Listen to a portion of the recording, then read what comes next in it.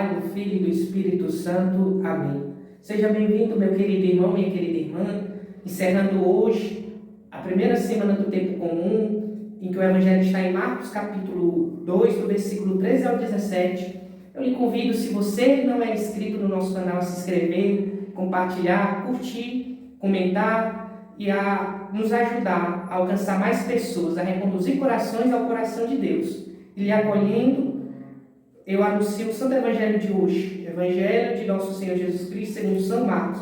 Glória a vós, Senhor. Naquele tempo, Jesus saiu de novo para perto do mar, e toda a multidão foi ter com ele, e ele os ensinava.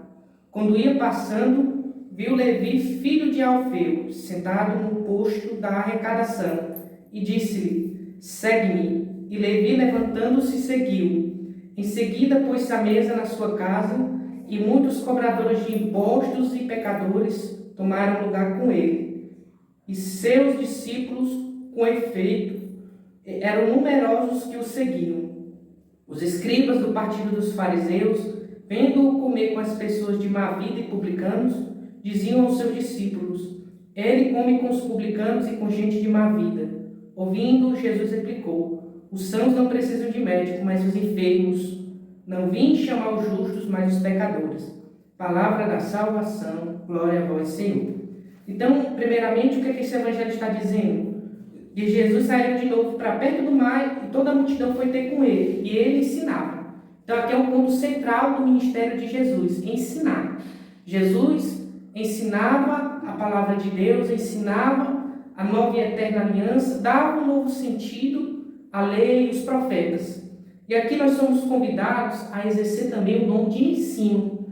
Quantas pessoas nós podemos ensinar? Os nossos filhos, o nosso cônjuge, os nossos irmãos, os nossos familiares, os nossos vizinhos, os nossos amigos de trabalho, as pessoas que convivem conosco. A gente pode ensinar. E veja que no dom de ensino está várias obras de misericórdia.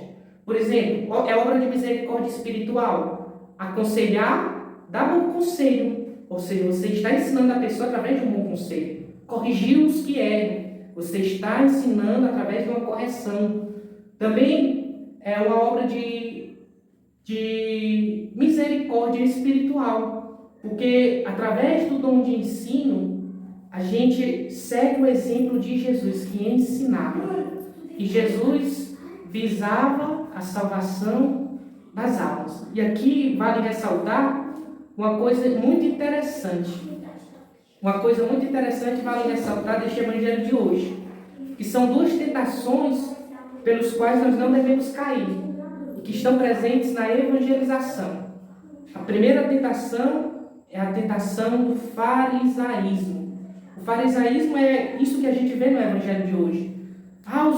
Jesus, os fariseus, os escribas do partido dos fariseus, falando com os discípulos de Jesus: o seu mestre come com os pecadores, com as pessoas de má vida.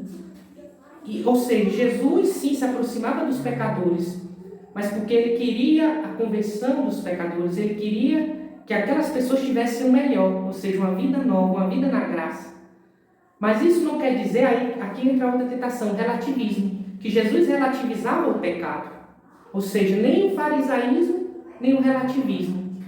O farisaísmo: não se aproxime dessas pessoas de má vida. E o relativismo: isso quer dizer que Jesus está legitimando os erros deles. Não era isso. Jesus se aproximava deles porque Jesus queria a salvação deles. Jesus queria o melhor para eles, porque Jesus é o Salvador.